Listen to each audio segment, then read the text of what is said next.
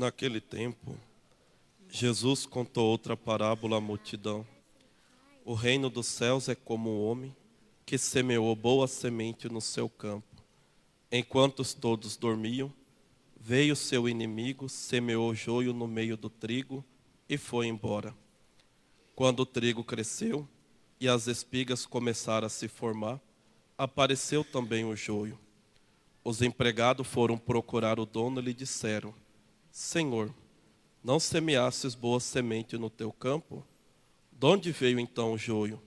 O dono respondeu: Foi algum inimigo que fez isso.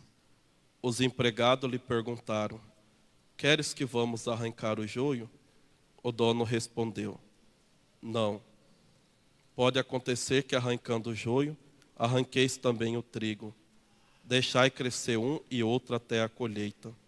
E no tempo da colheita, direi aos que cortam o trigo: arrancai primeiro o joio e amarrai-o em feixes para ser queimado. Recolhei, porém, o trigo no meu celeiro. Palavra da salvação. Glória a vós, Senhor.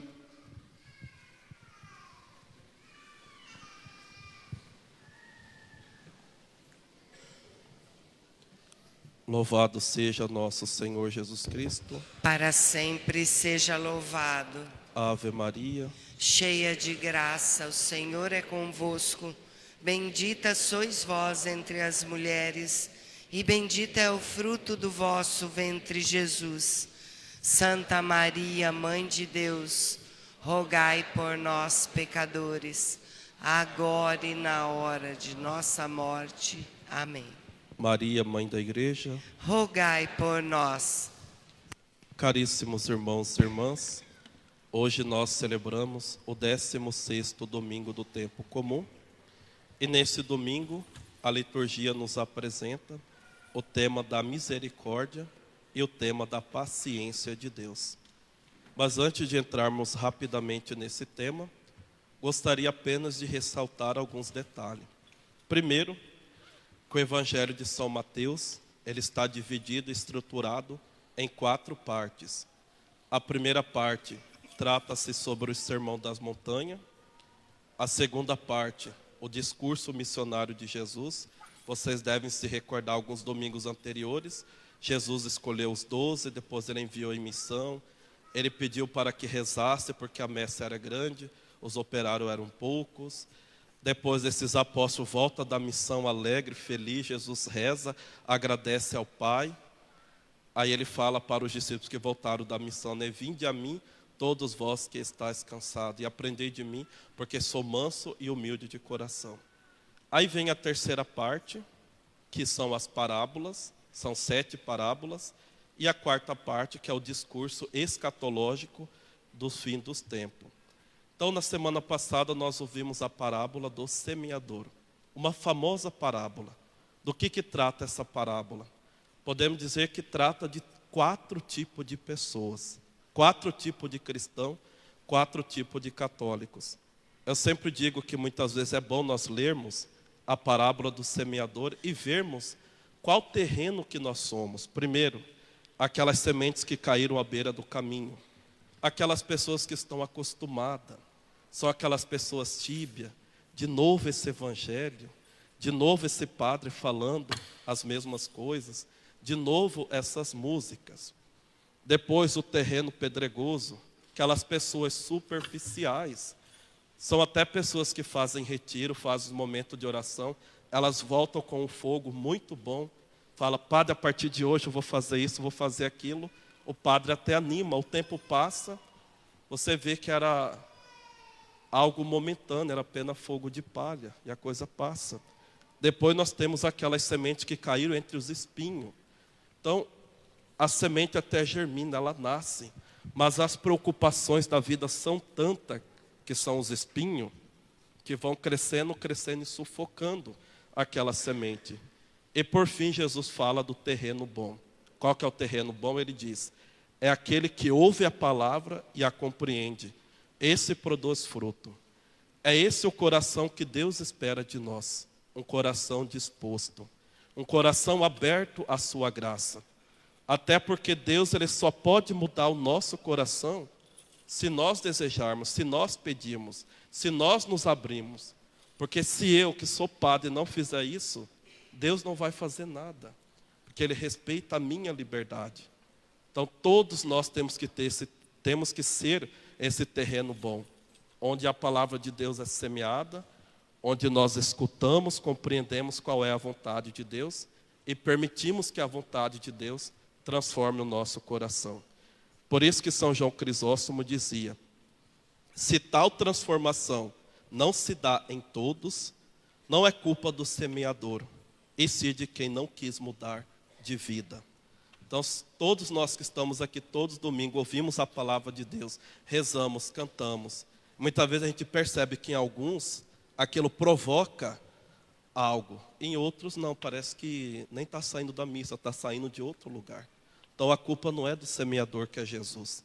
A culpa é daquele que não se abriu à sua graça e não quis mudar de vida. E em seguida Jesus vai contar uma outra parábola, que é essa famosa parábola do joio e do trigo. Depois ele conta a parábola do grão de mostarda e depois a parábola do fermento. Vamos analisar rapidamente essa parábola. Então, quem que semeia a boa semente é Jesus. O campo é o mundo. As boas sementes são as pessoas que pertencem ao reino. O joio pertence ao maligno. O inimigo é o próprio diabo. A colheita é o fim dos tempos. E os ceifeiros são os anjos do Senhor. O que nos diz essa parábola? Então, foi plantado o trigo, o inimigo veio de madrugada e plantou o joio. Para quem não sabe, são plantas mais ou menos parecidas quando nascem. Não dá para saber o que é trigo, qual que é o joio. Então o empregado pergunta para o patrão: o que o senhor quer que a gente faça? Que a gente arranque todo o joio? E ele fala: não faça isso. Porque se fizer isso, pode ser que você arranque algum trigo aí no meio. E aqui que está aquilo que é o centro da parábola do joio, do trigo e do joio. Qual que é o centro, qual que é a mensagem central? Que Deus é rico em misericórdia e lento para julgar. Deus, Ele dá a cada um de nós um tempo, Ele dá a cada um de nós uma vida, para que nós possamos conhecê-lo, para que nós possamos amá-lo, e para que nós possamos nos santificar nesse processo de conversão. E uma vez que nós compreendemos que Deus é misericordioso, que Deus é lento para julgar, Deus também espera isso de nós. Por que eu estou falando isso?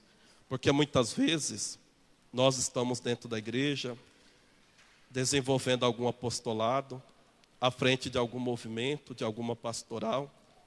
Muitas vezes nós não cometemos determinados pecados, mas isso não significa que eu tenho que julgar aquelas pessoas que estão vivendo uma vida de pecado. Por quê? Você é Deus.